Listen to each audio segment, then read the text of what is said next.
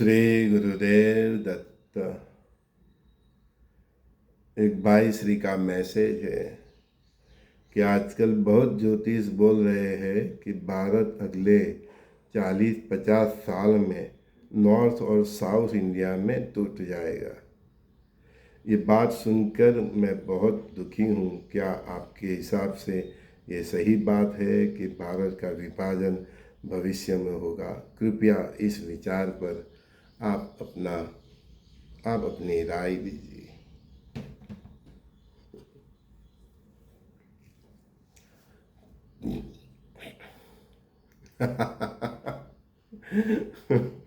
ये ज्योतिषों ने सबने अपनी अपनी दुकान खोल दी है, बहुत परेशान कर दिया है हमारे सब भाइयों और माता बहनों को। जब महाभारत हुआ था तब भी नहीं टूटा, जब प्रथम विश्व युद्ध हुआ तब भी नहीं टूटा। ठीक है कि धर्म के आधार पे हमने हमारा एक हिस्सा पाकिस्तान के स्वरूप में दे दिया, तो भी वो नहीं संभाल पाए तो उसके भी दो भाग हो गए।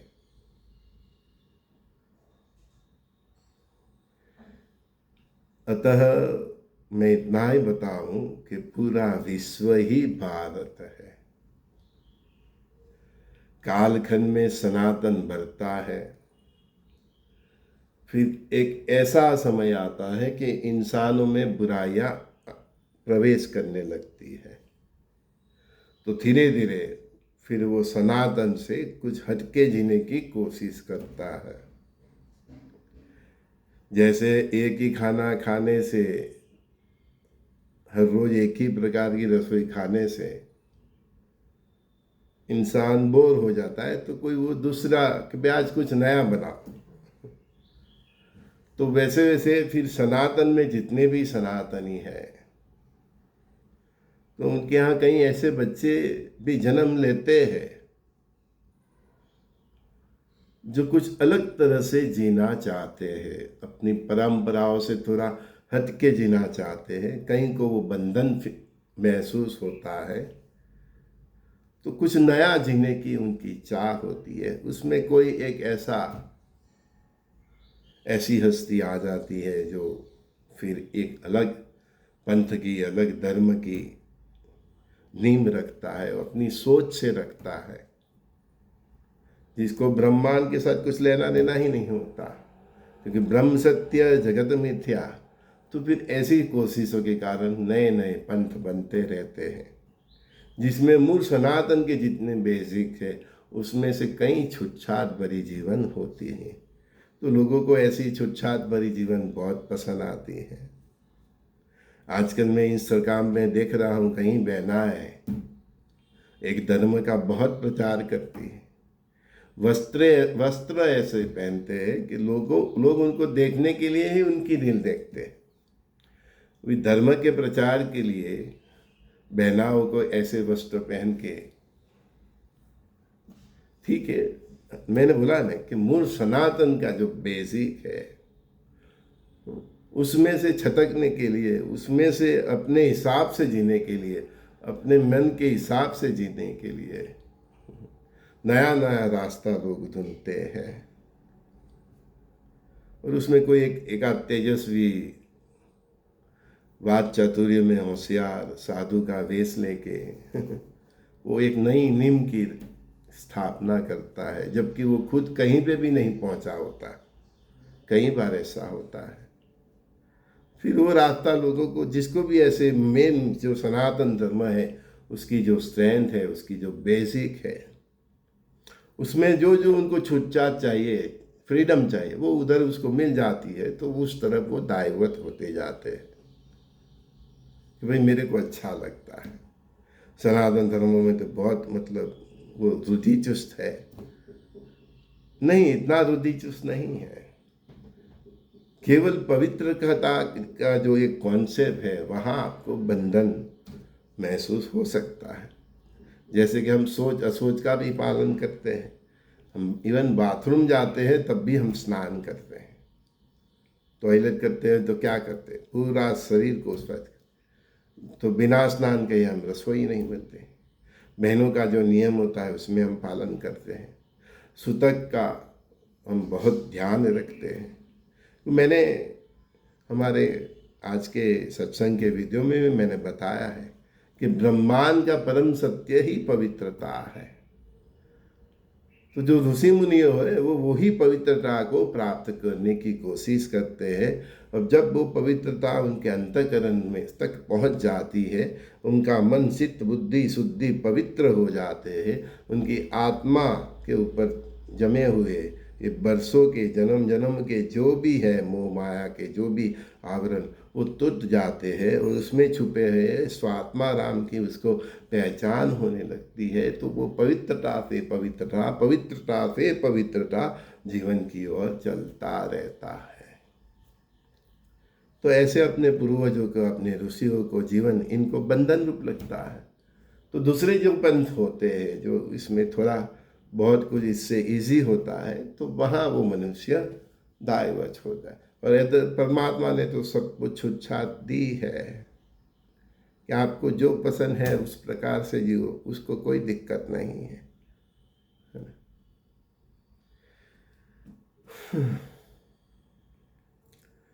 तो ये सनातन धर्म की स्थापना फिर से होने जा रही है।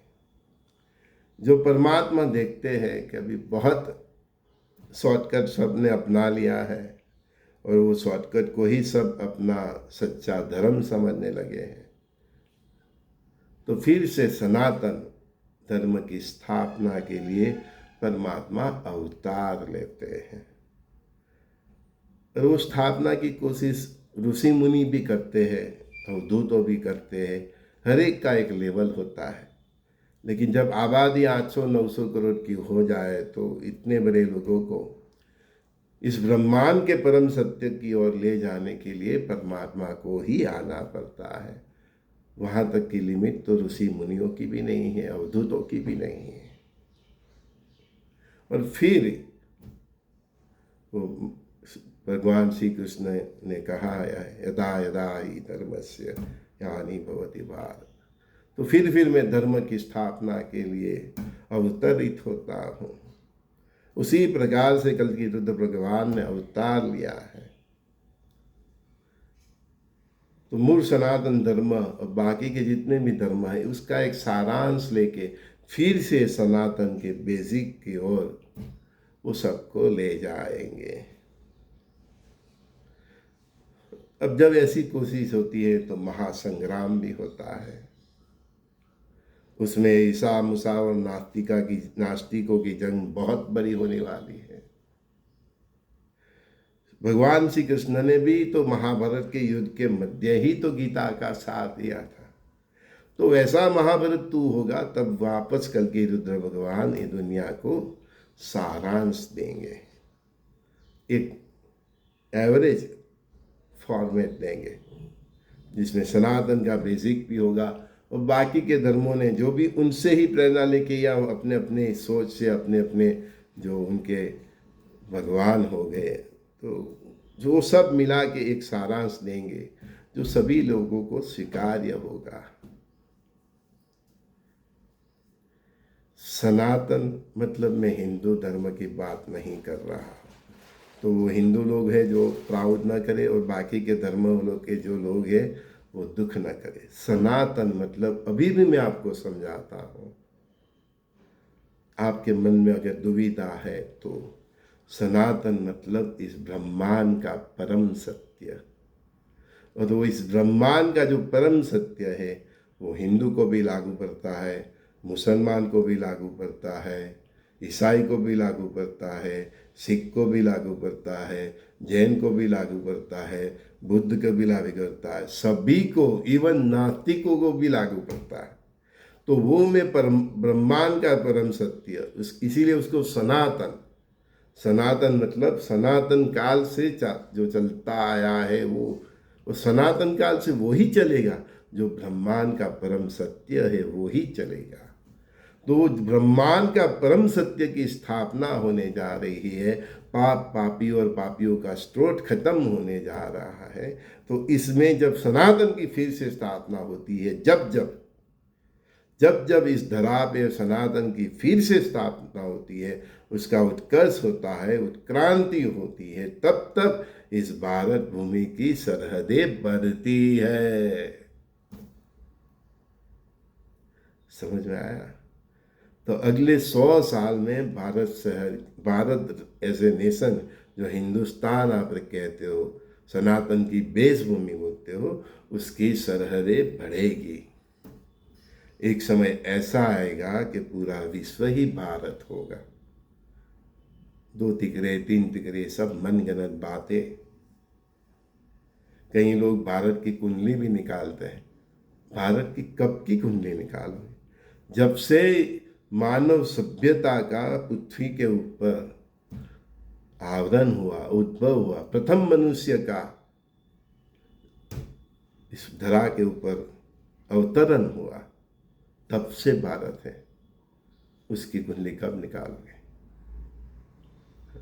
चलता है, चलने दीजिए। हाँ, भारत में से एक पार्ट हुआ पाकिस्तान, तो उस दिन जो 1947 की जो आप कुंडली निकालते हो, एक्चुअली वो पाकिस्तान की है, हमारी नहीं है।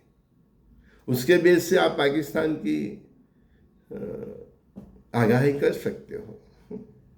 लेकिन एक बात और समझना चाहिए आपको कि जब भगवान अवतरित होते हैं, तब आपकी प्रेडिक्शन, कैलकुलेशन भी फेल हो जाती है, क्योंकि उसने जो चाहा है वो ही होगा।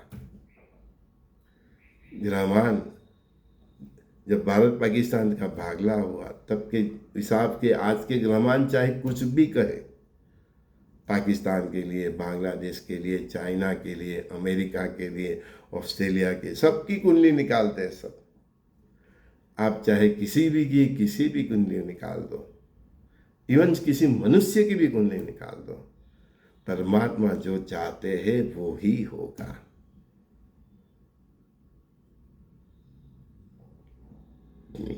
तो फिर वो यूं यूं करके फिर आप प्रेडिक्शन करते हो नहीं, आपको वो गिरा देते हैं।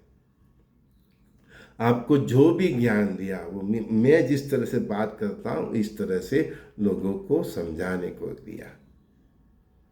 मैं क्यों नहीं करता हर हफ्ते हर राशि का भविष्य? शनि ये हो गया, शनि ये होगा, ये राशि का ये होगा, ये राशि का ये होगा। एक राशि के करोड़ों लोग होते हैं। कुछ कॉमन बातें उसको क्लिक करती है, लेकिन सब तो उसके कर्मों के अधीन है। एक व्यक्ति का शनि की साढ़े में चढ़ती होती है तो दूसरे की पड़ती होती है, एक ही राशि के। क्योंकि शनि महाराज न किसी को चढ़ाने आते हैं, न किसी को गिराने आते हैं। बस वो आपके कर्मों के हिसाब से जो आपको देना है वो देते हैं, आपको वो अच्छा लगे या बुरा लगे।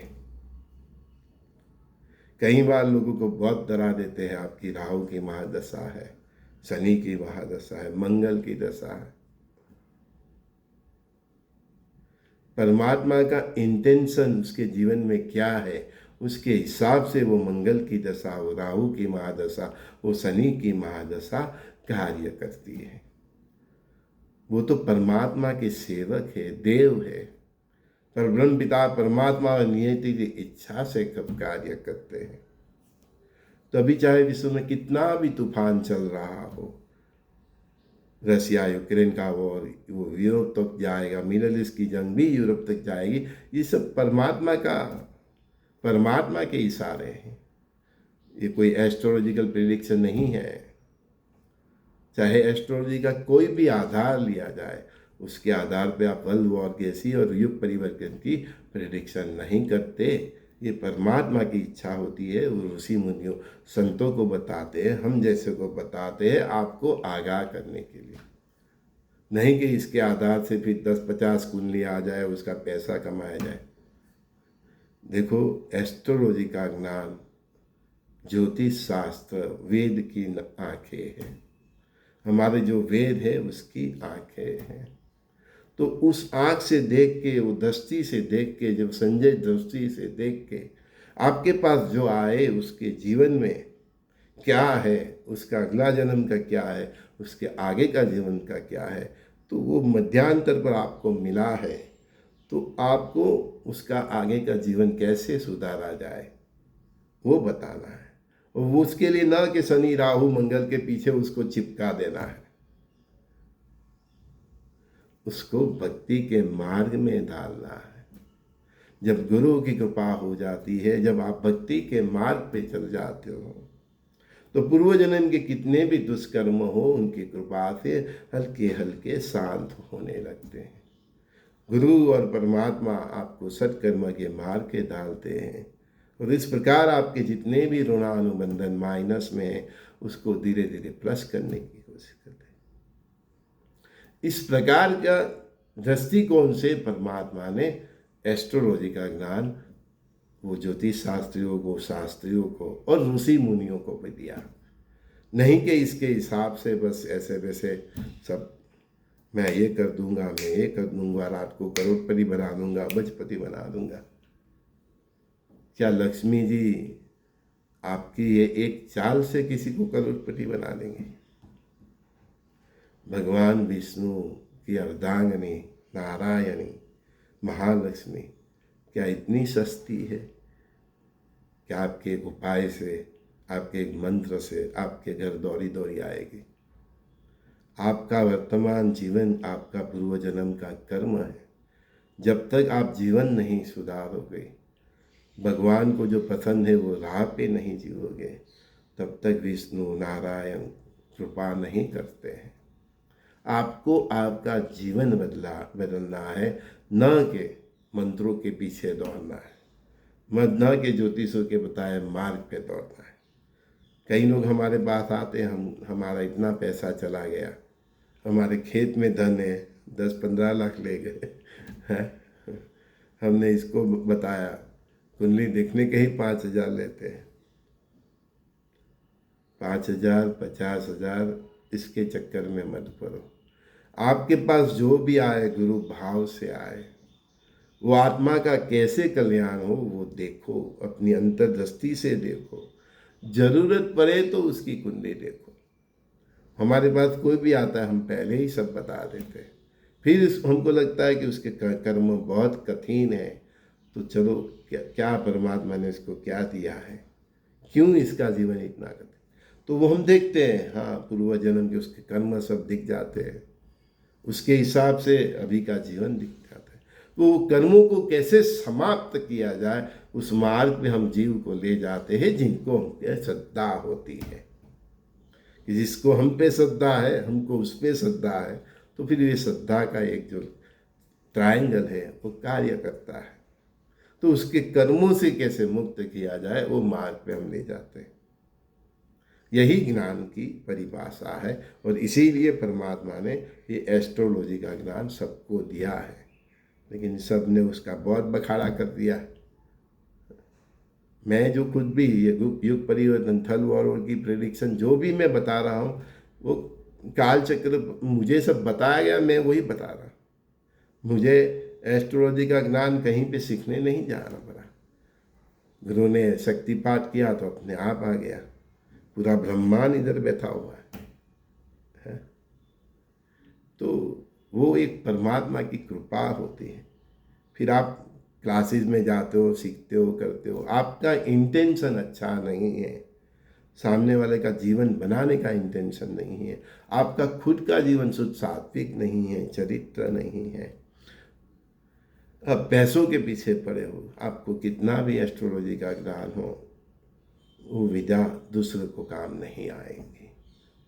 उसका फल भी किसी को मिला तो तुरंत मिला, तो फिर वो कुछ क्षण के लिए होगा, आगे फिर बहुत बर्बादी होगी। क्योंकि नारायण की अर्धांगिनी महालक्ष्मी, महादेव के साथ जो पार्वती माता है, वो ब्रह्मदेव के साथ जो सरस्वती माता है, वो अपने अपने स्वामियों की इच्छा के बिना कृपा नहीं करती है। और ये तीनों स्वामी हमारे कर्म देखते हैं।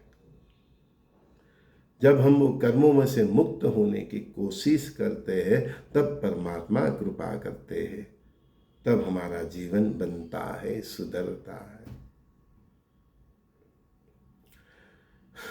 शायद इसीलिए परमात्मा ने संजय दृष्टि ज्ञान प्रसार प्रतिष्ठान संस्था की रचना की। नियति के कर्म में नियति ने जो तय किया है उसके अंदर ज्योतिष को हस्तक्षेप नहीं करना चाहिए, लेकिन नियति ने जो तय किया है वो क्यों किया है, वो कर्मों को समझकर वो जातक को वो दिशा में ले जाना चाहिए जिससे वो कर्मों का जो उसका पाप है, बोझ है, जिसके कारण उसके जीवन में दरिद्रता है, गरीबाई है, आदि व्याधि उपाधि है, वो दूर हो जाए। वो कार्य ज्योतिषों को, आचार्यों को और गुरुओं को इसीलिए ज्ञान दिया है। हम तो यही करते हैं और हमारा ज्ञान यही कहता है कि फिर से सनातन धर्म की पूरे विश्व में स्थापना होने जा रही है। भारत महाभारत, अखंड भारत, जिसकी सरहदों का कोई अंत नहीं होगा, वहां तक बनने जा रहा है। क्योंकि जब जब सनातन बढ़ता है, सनातन धर्म की हद बढ़ती है। जैसे इस्लाम बढ़ा तो उसकी हदें बढ़ी, जैसे ईसाई बढ़ा तो उसकी हदें बढ़ी, जैसे बुद्धिस्ट बढ़ा तो उसकी हदें बढ़ी, जैसे जैन बढ़ा तो उसकी हदें बढ़ी। तो अभी इन सब धर्मों का जो बेसिक है, सार है, परम सत्य है, जो इस ब्रह्मांड का परम सत्य है, जो सनातन है, वो फिर से इस विश्व में बदलने जा रहा है। इसीलिए ये सब युग परिवर्तन हो रहा, इसीलिए दुनिया में जितनी भी बवाल हम देख रहे हैं, इवन हमारे राष्ट्रों में, वो इसीलिए है। तो मैं ये नहीं बता रहा हूँ कि हिंदू धर्म की स्थापना होने जा रही, मैं ये बता रहा हूँ सनातन धर्म की स्थापना। मुझे हिंदुओं से कोई ये नहीं है, लेकिन हिंदू मतलब हिंद महासागर के पास रहने वाली प्रजा, इसलिए हमको हिंदू बोला। लेकिन हमारे अंदर जो सनातन नहीं है तो हम हिंदू भी नहीं है।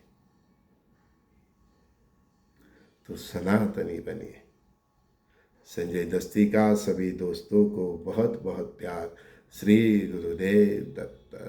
बस अपना भजन कीजिए, कीर्तन कीजिए, शुद्ध सात्विक जीवन जिए, चरित्र संभालिए। आप अपने जीवन का पाप नहीं हो रहा है, उसके ऊपर ध्यान दीजिए। आप कहाँ हो, आप कहाँ जा रहे हो? अदरवाइज इस दुनिया में महाभारत होते रहेंगे, विश्व युद्ध होते रहेंगे, हमें उनसे कुछ लेना देना नहीं है। हमारे भीतर जो विश्व युद्ध चल रहा है उसमें हमें विजयी पाना है।